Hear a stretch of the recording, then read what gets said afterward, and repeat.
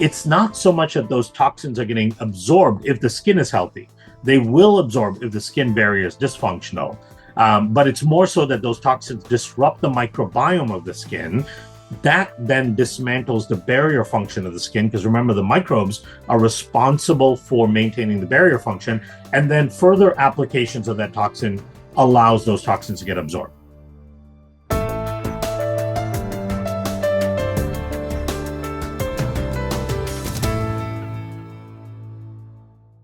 Thank you so much for joining us on another awesome episode of Bioenergetics Beat. I'm Heather Gray, a functional diagnostic nutrition practitioner and certified bioenergetic practitioner, and today is brought to you by Nikki, Unleash the Wellness Within. It's a non-invasive, easily affordable, and highly effective approach to optimize wellness. It's a wearable device that puts frequency better based life in your hands and on your wrist. You're not going to want to miss out. You're going to listen to the very end. You're not going to want to miss out on one word because we have a wonderful giveaway you're not going to want to miss out on, but you're also not going to want to miss out on one word that my next guest has to say. He's a personal friend of mine. He's been a pioneer on gut health, microbiome, gut, the whole how it leaks to everything. And he's been saying these things. He's an OG. He's been talking about this stuff way before it became popular and people actually knew what a microbiome was. So without further ado, let's welcome Kiran to the show. Yay! Hi, good to be here with you again. I think I we've had know. conversations before, so We have. I'm glad to be here. Thank you for having me. Absolutely. Well, and this one's going to be a little different, which I'm super excited about because we're going to be talking about aging skin, which, I just had a birthday 3 days ago, 48. So definitely something I'm thinking about. Leaky skin, which I've never heard that expression before. Ew. And the skin Mhm. microbiome, right? So we're going to be touching on some stuff that we've never talked about on the show before. So I'm super excited to dive in. But just tell us a little bit about yourself, kind of who and what you're working with these days and, kind of why. And then we'll jump into the what is leaky skin? What's the skin microbiome and why should we care? That type of stuff. Yeah, absolutely. Well, leaky skin kind of is right up my alley because I spent so much of my professional career over the last 15 years working on leaky gut, which most people know about, and have been able to create a couple of solutions for leaky gut that we've had great publications on. So showing that we could stop the barrier in the intestines from leaking too much. So my background, I'm a research microbiologist and got into the world of the microbiome about 20 years ago when the first papers started coming out on this amazing invisible universe that lives within us that basically controls virtually everything. And that became, my area of passion. Microbes are and microbial ecosystems are kind of a natural fit for me. So it was a very natural fit to jump into the clinical implications of the microbiome. And so I was a co-founder of Microbiome Labs, which a company you're familiar with, and was had the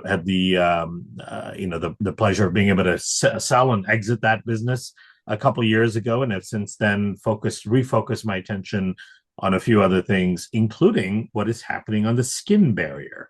I'm a little bit obsessed with barriers overall. Like, anytime there's a part of your body that's supposed to act as a barrier of some sort. And if that barrier becomes dismantled in any way, it leads to issues. We've heard of the blood-brain barrier, the leaky gut barrier. So now the skin is right up there along with it. Absolutely. I mean, most of us have heard, you got a leaky gut, you got a leaky brain, because so Mm-hmm. many people these days are complaining of brain fog and memory issues, cognitive issues. And it's so sad because they take Alzheimer's, dementia, it's just like a normal part of aging. And it's not a normal part of aging. Like there's things that we can do to reverse this and keep our brain. And it's heartbreaking that people have just kind of accepted this as normal. But I'm also looking at your sweatshirt there and it says the Biome Learning Center. What's that? Yeah. So this is one of my new organizations. I've had the amazing pleasure of educating on the microbiome for almost 15 years now. A lot of that is towards practitioners, as you know, and so I've actually counted and I've educated over 100,000 practitioners in the last just 10 years alone, just from the lectures I've done, the classes, the master classes, and all of that. But one of the questions I keep getting is both from practitioners and consumers is, where is all your information that you teach? Like, can I learn it all in one, in organized manner? And unfortunately, there isn't, right? It's all over the place because it's all different lectures in different places. And so I ended up creating a microbiome training course, one for practitioners called a Microbiome Clinical Science Certificate Program, and then the other one, a lower level course for consumers called Build Your Resilient Gut. Both of those courses live at the Biome Learning Center.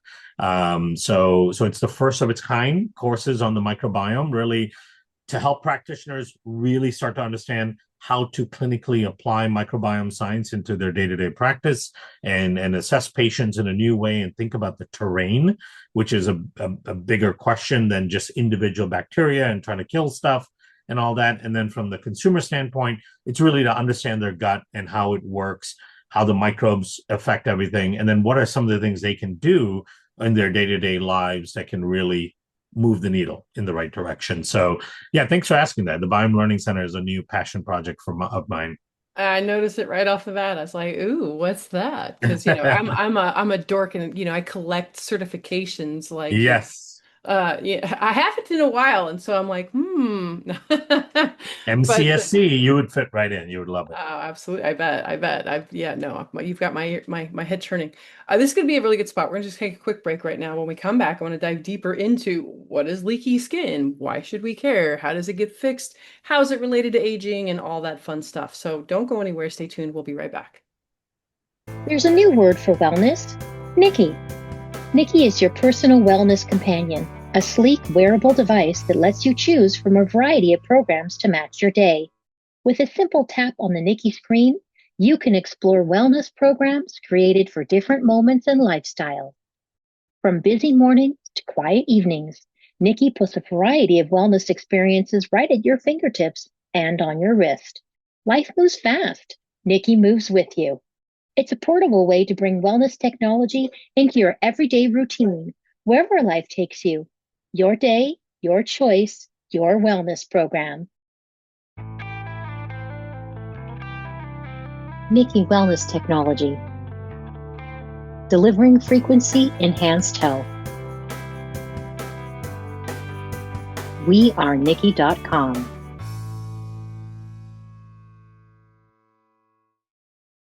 Fantastic. Welcome back. Well, I am curious. I kind of have an idea, but man, the term is just like I said, leaky skin. It just sounds Mm-hmm. disgusting.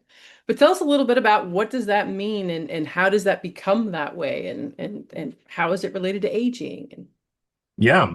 So, the skin is it's a very definitive barrier in our body, right? So, other barriers like our blood-brain barrier or our gut barrier are semi-permeable barriers.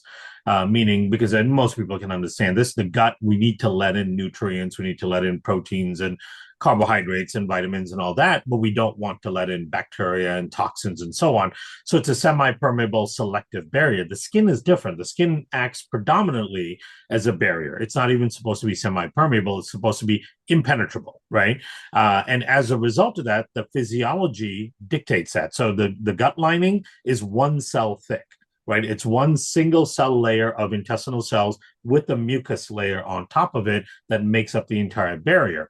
The skin, though, has a dermal and epidermal layer, and both the dermal and epidermal layers have multiple cell layers on them, right? So most people have seen schematics of the skin. They have these beautiful squamous cells that are laying like this, like overlapping bricks and planks of wood, if you will, on top, or in addition to, I should say, of all of those multiple layers of cells, they're all bound together by this mortar called ceramide. Ceramide is a fatty acid mortar that binds all of the skin cells together. So that makes it impenetrable because now things can't get through the cell, right? Because cells have cell membranes and cytoplasm and all of these things that prevent things from just going through cells. But it also can't get through the space in between the cells because the space in between the cells is stitched up with a fatty acid layer, right? Now, on top of that, then you've got things like keratin and other proteins that create a lattice to act as a significant barrier. So when you put all of that together, basically what we have is this really elaborate brick wall that is not supposed to let anything through and at the same time not let anything out, except from time to time perspiration, right? So this is and that's a really important thing because Perspiration is a very selective thing as well. It is only allowed to happen when your body temperature reaches a certain level, and then your body allows perspiration, your skin allows perspiration for the purpose of evaporative cooling, right? It allows it to water to come up to the surface of your skin in order to help you cool down your core temperature. But outside of that, you don't want water being able to come out, because what will happen is all day long as we're out there in the sun and the dry, airy temperatures, what's going to happen is fluid is going to be consistently sucked out of your body and evaporated. You're going to be constantly dehydrated and ill as a result of that. So that ceramide layer prevents water and moisture from actually escaping your body. Now, sitting on the very top surface of your skin is your stratum corneum, and on that layer and a little bit deeper inside is a microbiome. Your skin microbiome is a very complex microbiome, especially on your body. You can have upwards of 1,000 different organisms that live on your skin. On your face, the diversity is much lower because of the nature of the oiliness of your face, right? And so the microbes on your skin dictate how the skin barrier functions. And when the microbes start to change on your skin because of all the things we do, all the things we practice, and we disrupt the ecosystem of the skin, then what tends to happen is your skin barrier starts to break down and the skin becomes leaky. What is supposed to be an absolute barrier now starts to leak in things like bacterial toxin, environmental pollutants, food particles even, right? There's this issue called atopic march. So atopic march, and I think this is where some people can relate to this because this is a little bit of an esoteric idea. Kids who are born who end up with dermatitis or eczema, right? So eczema, everyone's familiar with what that looks like. It's red, it's itchy, it's a break in the skin barrier. Now, the reason the child has eczema is because they have an overgrowth of an organism called Staph aureus. So it's a result of a changing of the microbiome in that given space. If they don't have enough Staph epidermidis and don't have enough diversity, they get too much Staph aureus, you start to get a breakdown of the skin barrier. Now, kids who have eczema or dermatitis are 8 times more likely to develop severe allergies and food sensitivities, right? And you go, well, what is the connection there, right? So what can happen here is that when your skin barrier is compromised because of the eczema, let's say a peanut protein is floating around from somebody eating peanut butter or peanut cookies or whatever it may be. If that peanut protein sits on that child's skin, it can actually penetrate through the skin, getting starting to alert the immune system in the periphery. And as a result of that, the immune system, when it encounters antigens or allergens in the periphery of the body, it has to attack it in a profound manner. Now, the immune system starts to learn that every time it sees this protein, it's going to attack it the same way. So now that child eats peanut butter, they're going to get the same attack inside the body in the digestive tract, right? So that's one example of how leaky skin is very systemically impactful on your health. And then there's a study called the Baltimore Longitudinal Study of Aging. It's the only longitudinal study of aging out there, meaning it's... Hold on one sec. Yeah. Sorry. Before we jump into the aging part, I have a question for you really quick. Yeah. So with the leaky skin, and you said that it's supposed to be a barrier, which totally makes sense, but we've also been told that anything we put on the skin gets in within our system within like 20 minutes. So how does that work if it's supposed to be a barrier, but it's still, things are still getting into our system? Yeah, so they don't, for most people, if your skin barrier is healthy, it should not get into the system, right? So where it'll go from the stratum corneum to the deeper layers of the epidermis. Now you've got your immune cells in that layer that can show up and actually neutralize or metabolize anything that are that's trying to come through. In order for it to go further and actually get absorbed systemically, you have to have a break in the skin. And so, for example, if you're trying to get like transdermal nutrients through, right, what you really need to do is have a patch that has microneedles as well. And those microneedles typically have to be long enough, so they have to be like 10 millimeters, for example, in order to penetrate deep enough into the skin to get to the blood supply, which is how the nutrients can get through. So in fact, you know, the idea around like toxins on the skin creating toxicity on the inside, it's not so much that those toxins are getting absorbed if the skin is healthy. They will absorb if the skin barrier is dysfunctional. But it's more so that those toxins disrupt the microbiome of the skin. That then dismantles the barrier function of the skin, because remember, the microbes are responsible for maintaining the barrier function, and then further applications of that toxin allows those toxins to get absorbed, right? Yeah. Okay. Yeah. So That totally makes sense. Thank it's a you. But yeah, confounding thing. transdermal stuff has been very, it's been very popular with nicotine, with, morphine patches, with other stuff because it was a decent way to get stuff in. But I can see that, yeah, if you're putting one on the same spot, that after, maybe the first time, second time, it's not working so great. But then after Yeah. that, you're starting to disrupt that skin and then things are able to get through. Yeah. And now, in order for, like, if you want a medication to go through the skin, you have to design it very specifically, and it has to have a very specific lipophilic carrier, right? Because to get through the ceramide layer, it has to be oil soluble. And that's one way in which they get things like nicotine through, is the molecular size has to be tiny, and it has to be oil soluble, so it can dissolve in the ceramide layer and then potentially make its way through. But the things that we don't want to absorb through the skin, like our, the personal care products and things that we put on, all the toxins in the outside world, all of those things can absorb through the skin if the skin barrier is compromised, right? Yeah, thank you for that distinction, because I'm sitting here thinking, wait, what? Yeah. And that's where the leaky skin problem comes from, right? And this is why that Baltimore study is so fascinating. So this is a study that was initiated over 65 years ago. It's called the Baltimore study, the Baltimore longitudinal study of aging. What that means, it's a longitudinal study, meaning that they're going to follow individuals from a starting point to a finishing point, right? And the starting point is they took people in their late teens, early 20s, enrolled them into the study with the idea of following them until they die. And then along the way, they come in every couple of years for very profound checks, right? They look at everything they do, including MRI scans and all that of their body and cell samples, and do all this testing on the mitochondria and all that.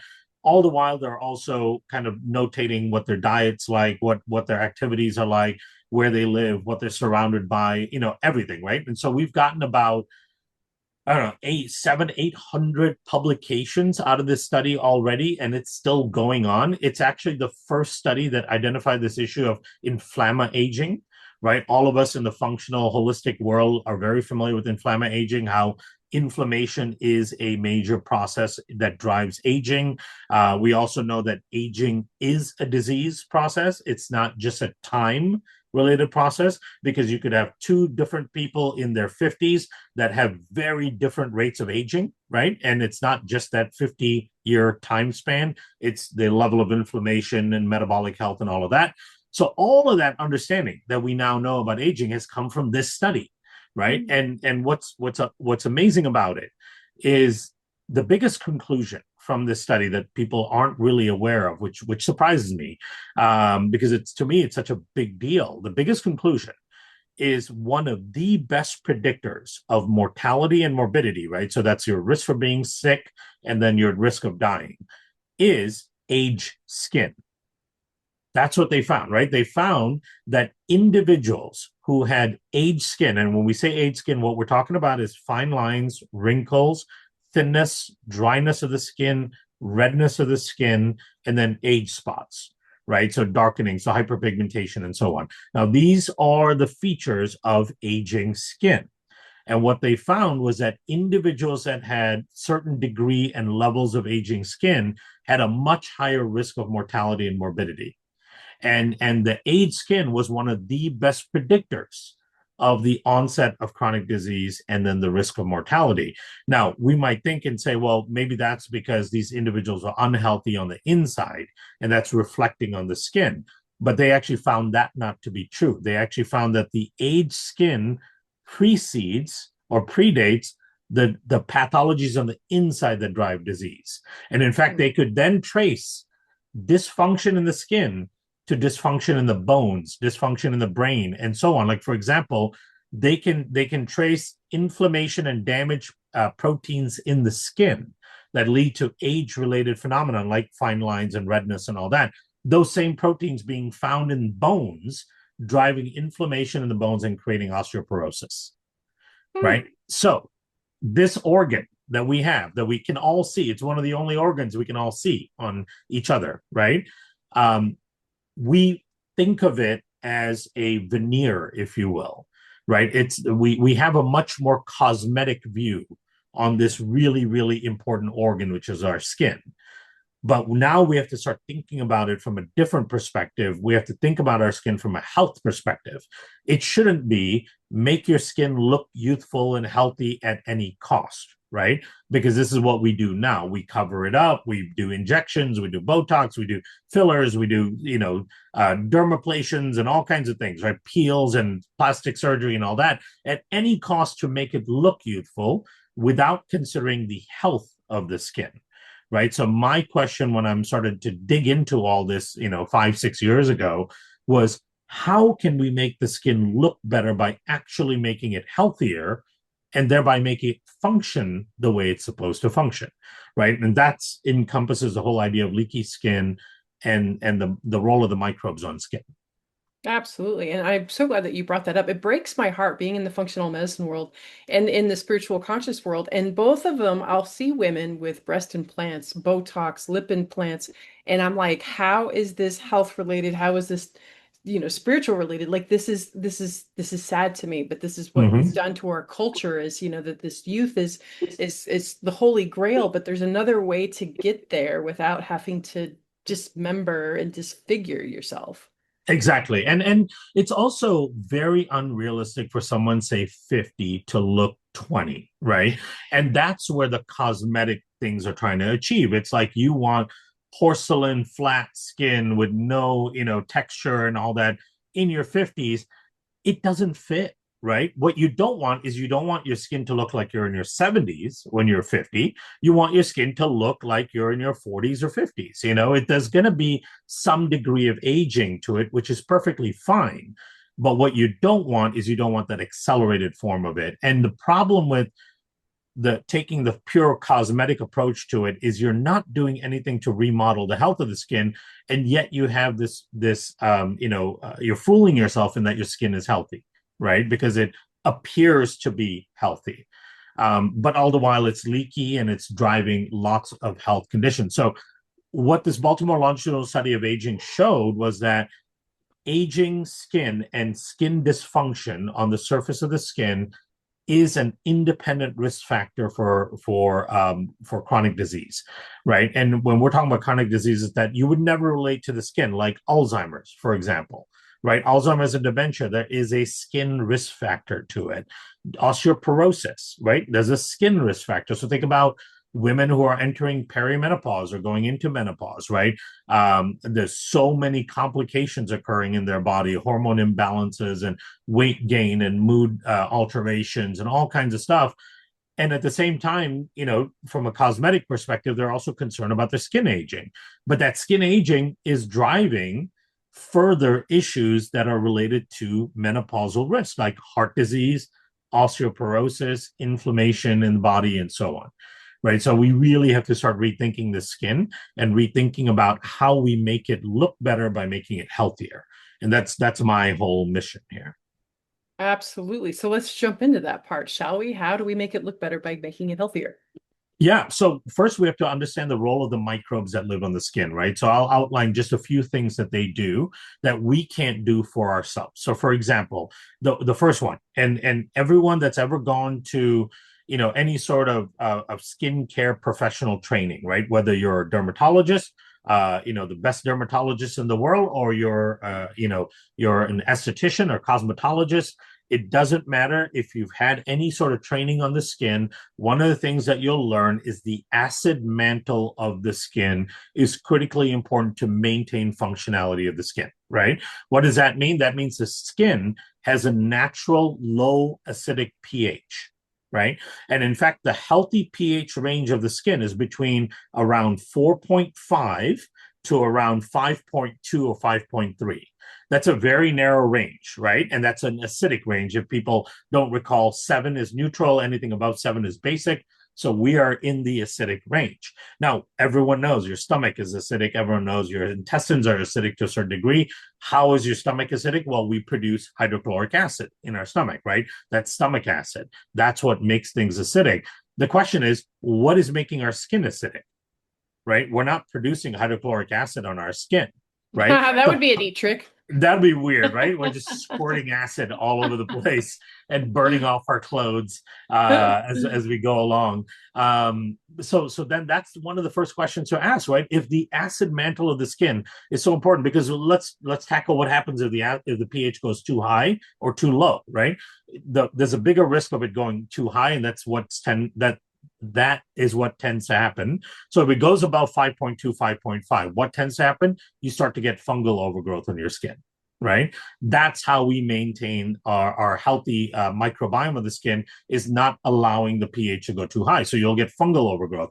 On top of getting fungal overgrowth, you'll actually start to dry out the skin, because the ceramide layer works at a lower pH. So then the oils in the skin get dismantled and you start to dry out the skin rapidly. So now you've got fungal overgrowth and drying. A lot of people have experienced that, like malassezia or dandruff, right? So flaky skin around the beard, around the hairline, and all that. All of that is a pH change in the skin where you've got fungal overgrowth and drying of the skin.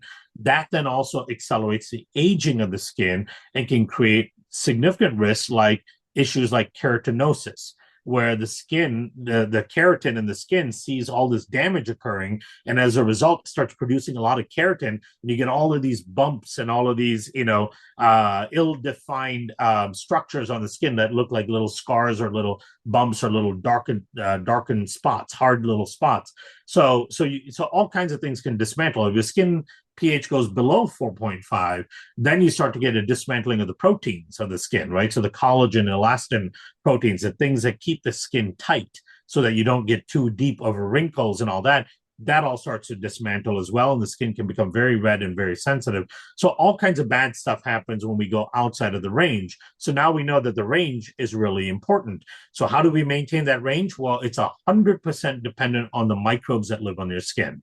When you have the right commensal microbes that live on your skin, when your body produces oils like sebum and other oils, they're produced in triglyceride form. These microbes make enzymes that break down those oils that your body makes into fatty acids.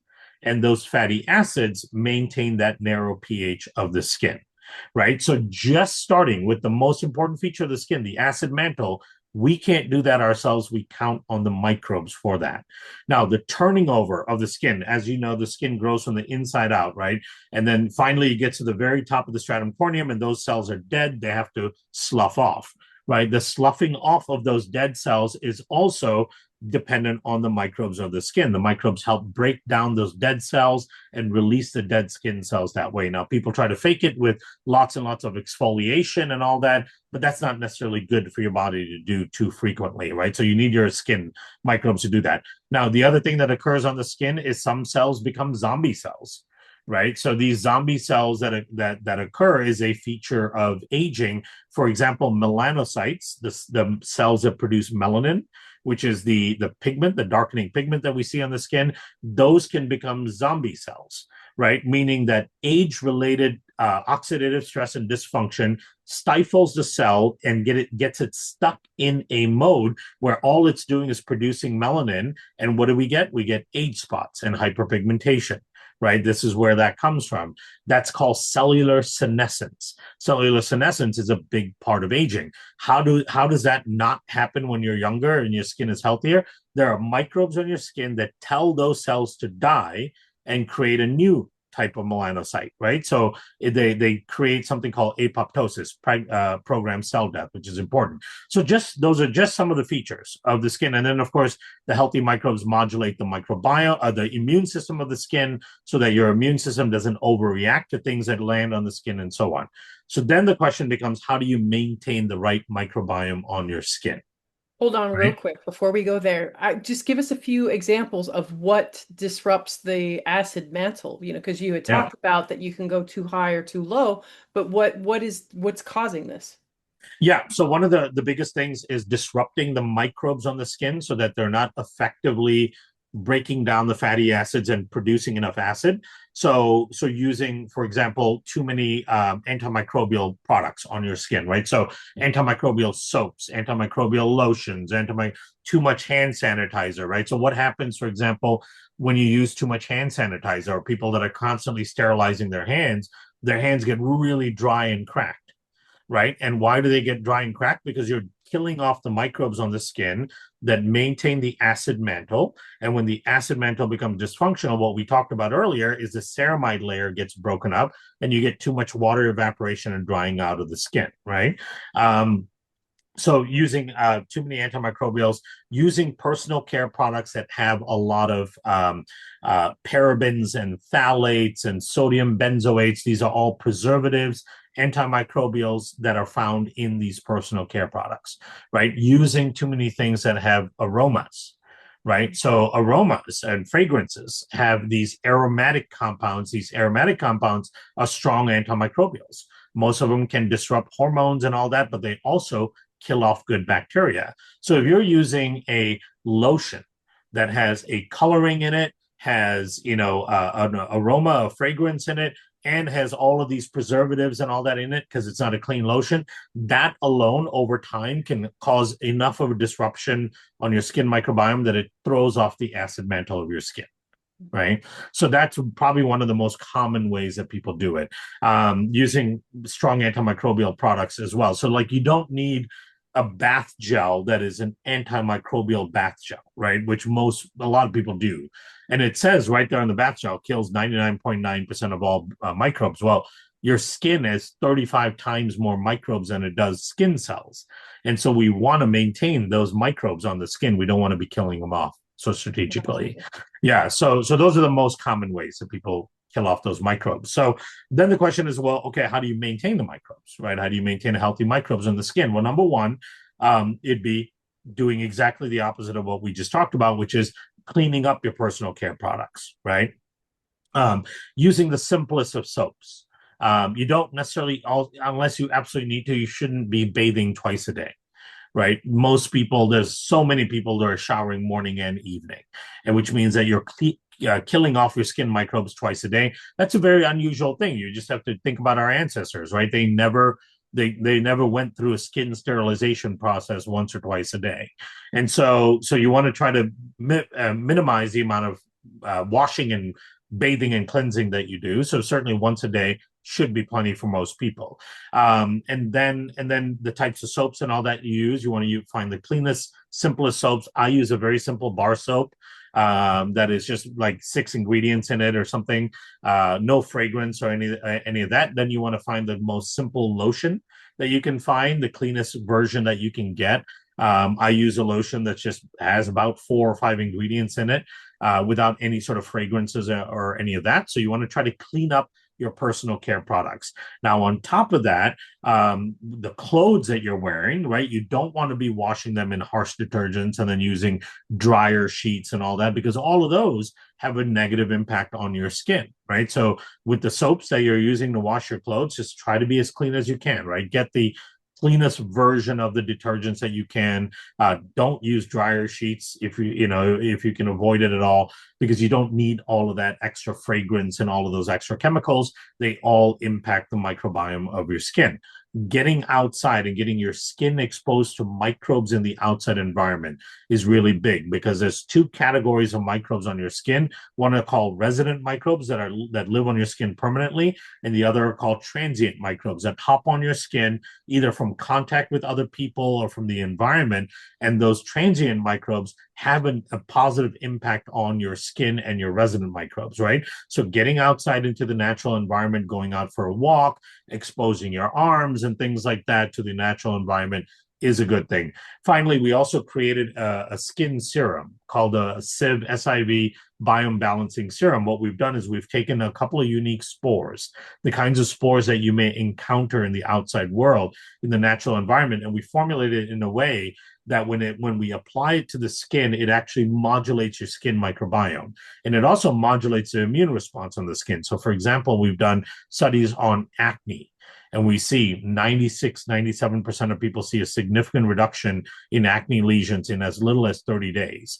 We've done studies on eczema and dermatitis and seeing amazing results on aging of the skin, that we can reduce aging and age spots in as little as 30 days or 28 days, right? So there's a significant impact by utilizing the right type of microbes that can modulate the skin. So that's this product right here. It just comes as a skin serum.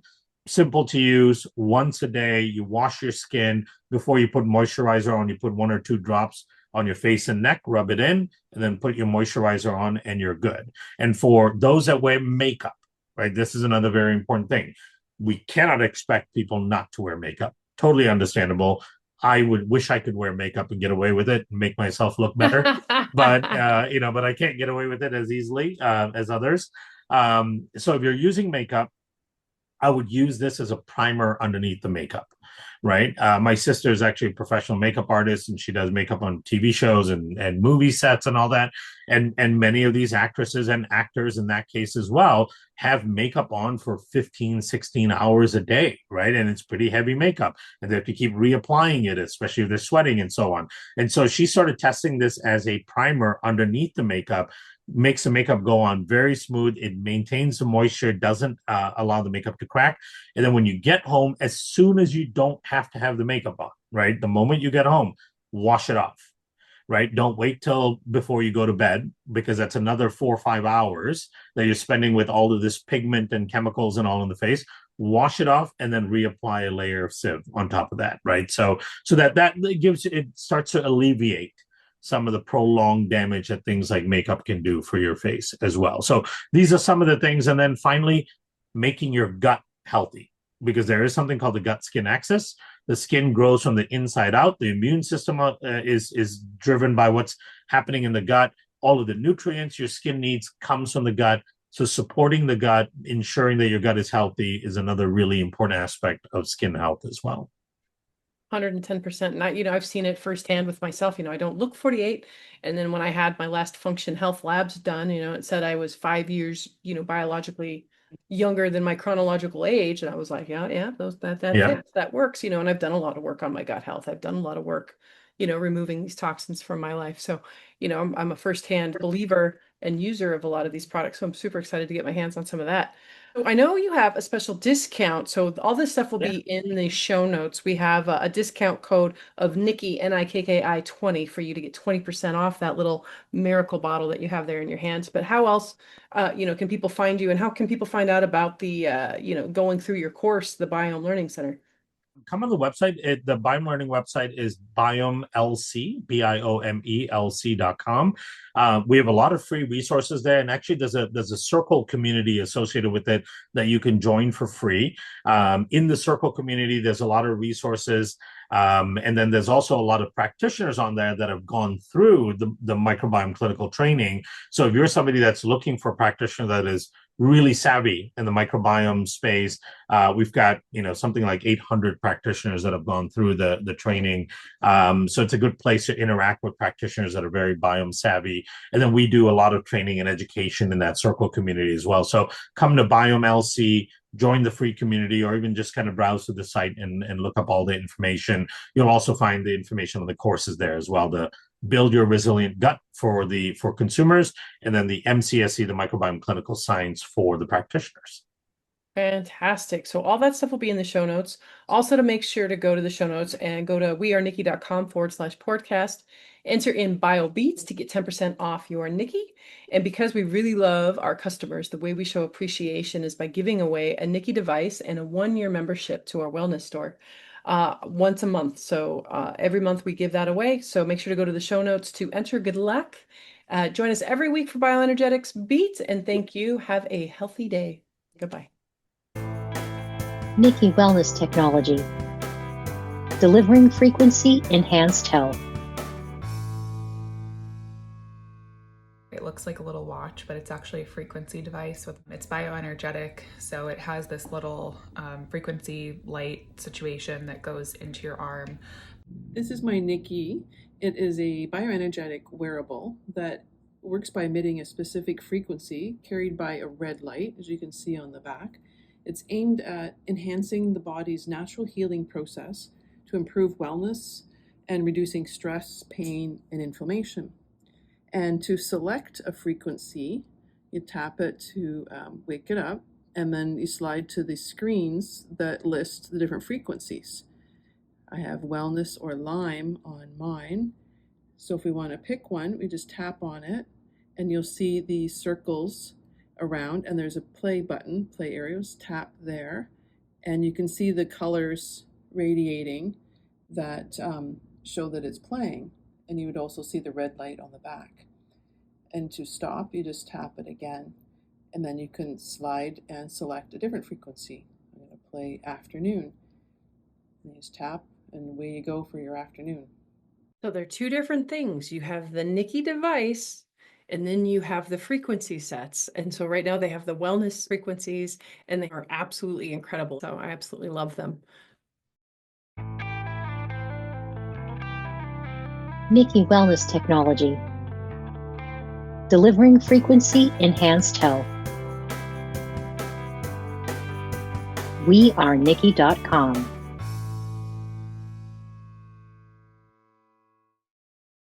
The views, information, and opinions expressed in this content are solely those of the individuals involved and do not necessarily represent those of Freemedica.